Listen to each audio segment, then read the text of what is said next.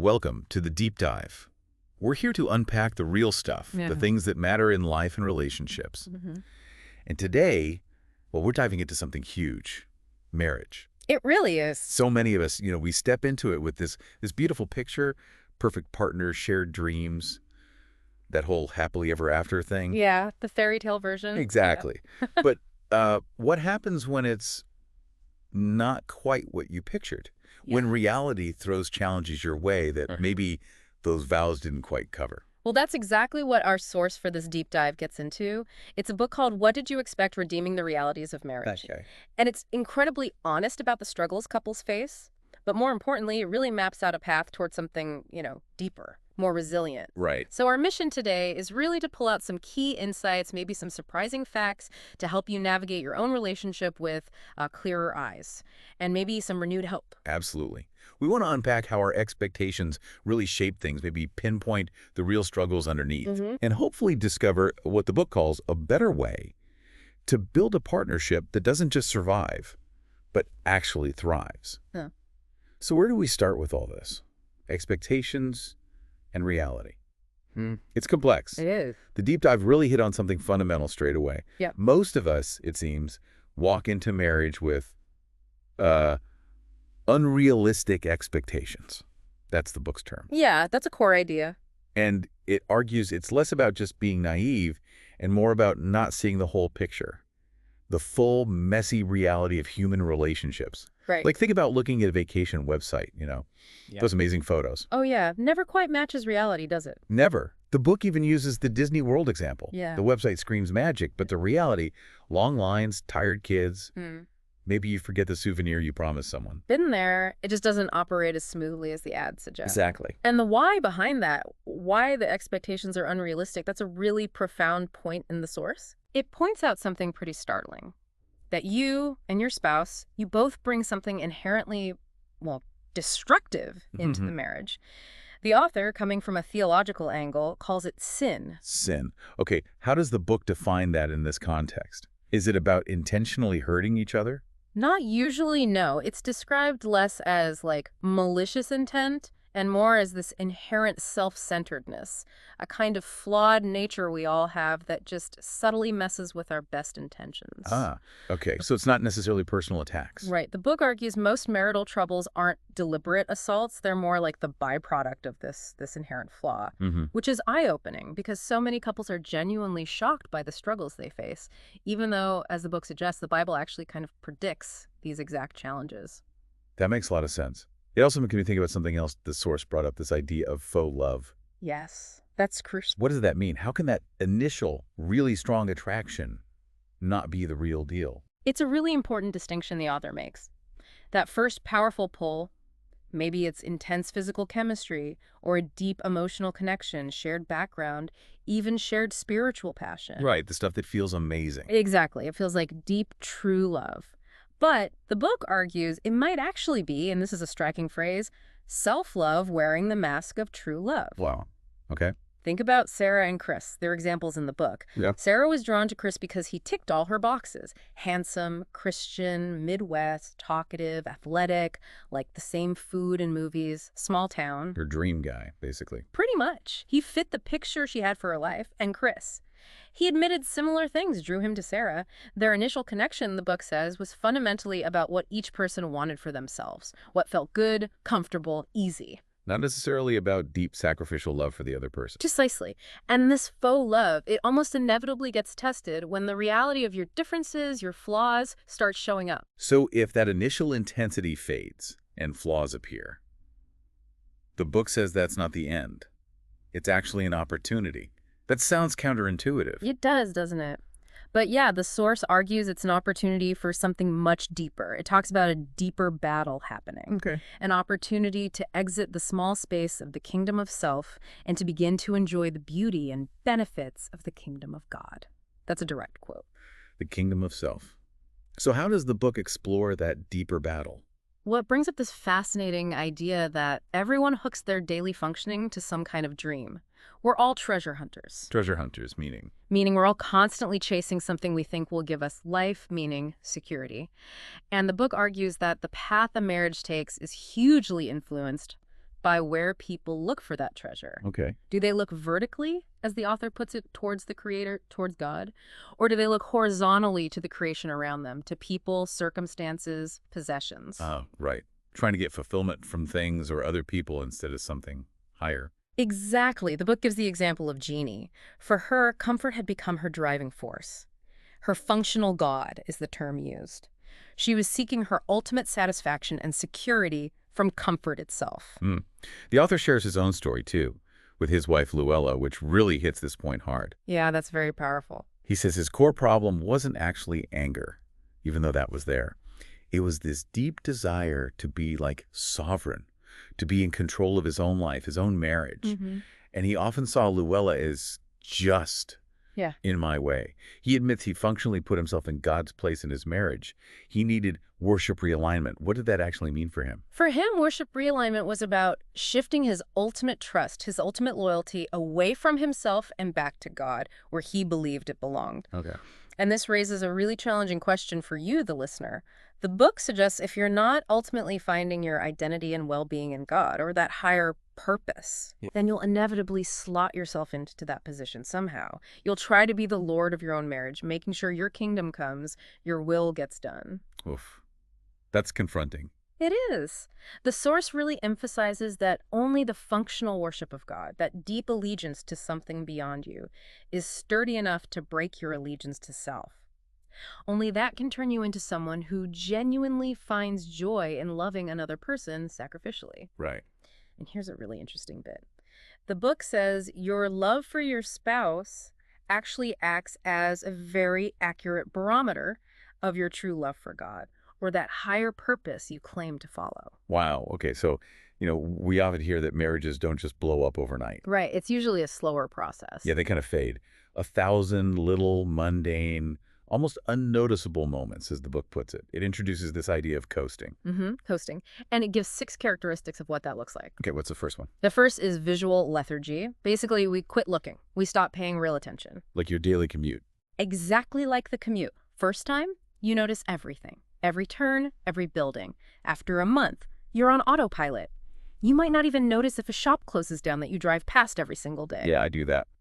We all do. And in marriage, the book uses Beth and Eric as an example.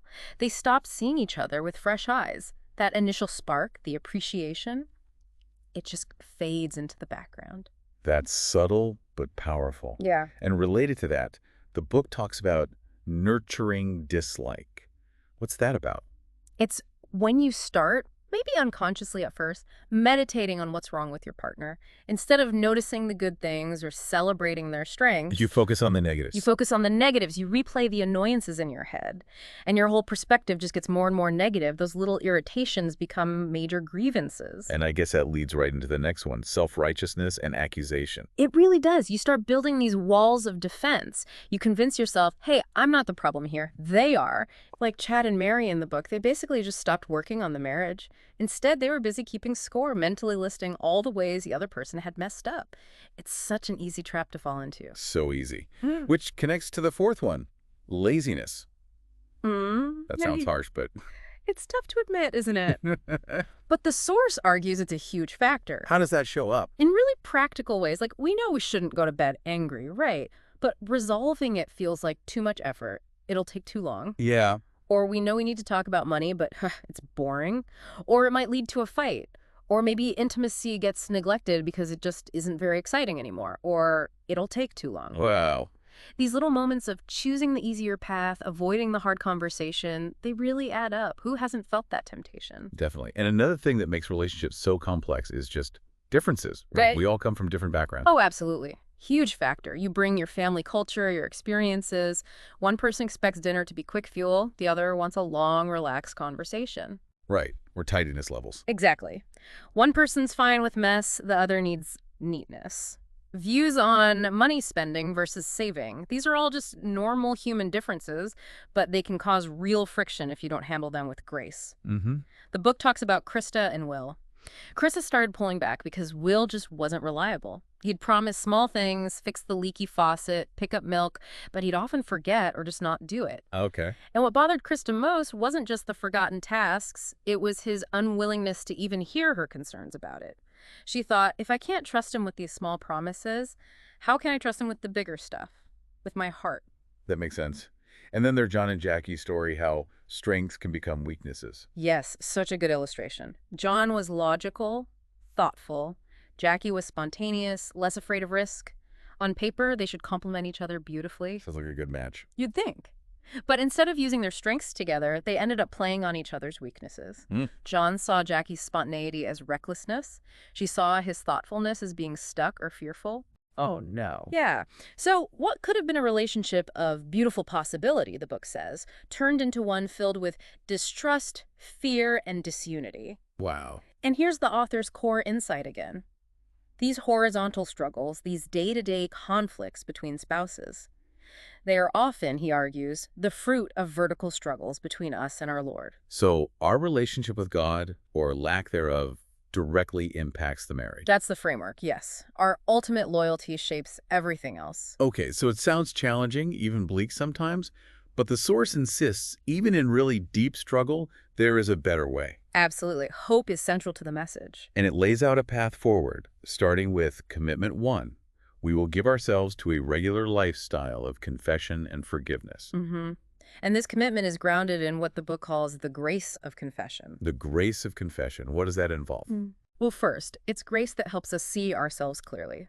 Like using a mirror, the book says, referencing a passage in James, or like a precise measuring tool, to get an honest look at our own actions, our own motives. Okay.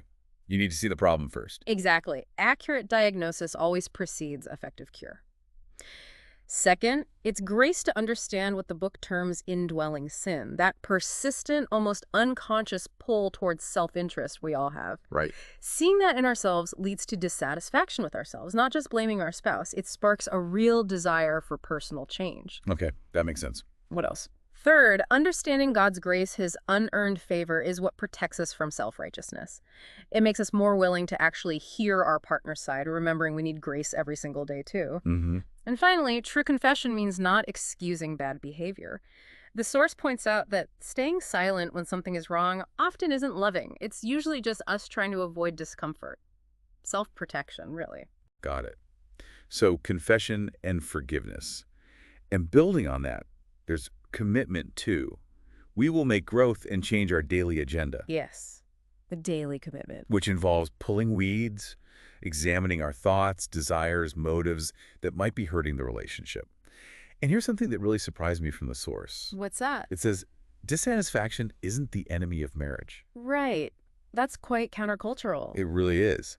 The book argues dissatisfaction can actually be a powerful catalyst for growth if you see it the right way. It pushes you to change. It highlights that a good marriage isn't magic. It's the result of daily labors. You have to put in the work consistently. Daily work. And a huge part of that daily work is building trust, specifically by being good for your word. Keeping promises, even the small ones. Especially the small ones. The source emphasizes their cumulative effect.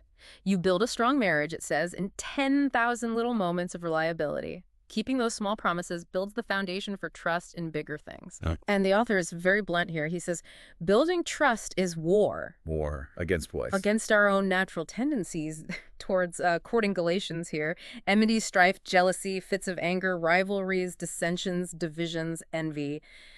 These things, the book states, are all too natural for all of us. We're often better equipped by nature to make war than to make peace. That's a sobering thought. So if you're trying to rebuild trust after it's been broken, what practical steps does the book suggest? Well, crucially, you have to be willing to step out of your bunker. You need to take vulnerable steps towards your spouse, even when it feels risky, even when it's hard. Okay, take the initiative. Yes, but, and this is key, you need realistic expectations about the process. It will not go perfectly. Right, there will be setbacks. There will be failures, you'll stumble. The crucial thing is to get back up again. Acknowledge the failure, deal with it honestly, extend grace, receive grace, and then keep doing the right things. Keep rebuilding. It's a journey. A journey, not a quick fix. Definitely not. And ultimately, the source circles back to where the real hope comes from within its framework. Okay. It shares this really moving story about Jack and Shannon. They were right on the edge, ready to give up. And their counselor's first step wasn't to list all their problems. It was to help them see Jesus, to grasp God's character. his presence, his promises, his power, his faithfulness, to see him as truly reliable. So focusing on the foundation of hope first. Exactly. Believing in that foundation, that hope, is what then gave them the motivation, the strength to do the incredibly hard work their marriage needed. Wow. It's a reminder, the book suggests, that God will not quit working until his work in us and our marriage is complete. What a perspective shift. We've covered a lot today. From those, unrealistic expectations and faux love to the deeper battle with self, recognizing that slow fade of coasting and then finding that path forward through daily work, confession, forgiveness, rebuilding trust. Yeah, it's quite a journey the book lays out. It really shows the complexity, but also the underlying hope, doesn't it? It really does. And if this deep dive has struck a chord with you, maybe if it's surfaced some of your own selfishness or your weaknesses, Yeah. or maybe just shown how high the standard is for real lasting love, Yeah. then the source actually says, then you are in a very good place. A good place, feeling your own weakness. Yes. The book calls this realization one of the uncomfortable gifts that God is working to give you in your marriage. Its purpose is to expose your neediness, to bring you to what the author calls the end of yourself, the place where you finally realize you can't do it alone. The end of yourself. Yeah. So what does this all boil down to for your marriage listening right now? The source leaves us with this really provocative question to chew on. Okay. What is the hope of your marriage? It is only when you abandon your own wisdom, strength, and righteousness that you will begin to get excited about his grace. How true is that from this perspective? That God's grace is ultimately bigger than any difficulty we will ever face in our marriage. Something to really think about.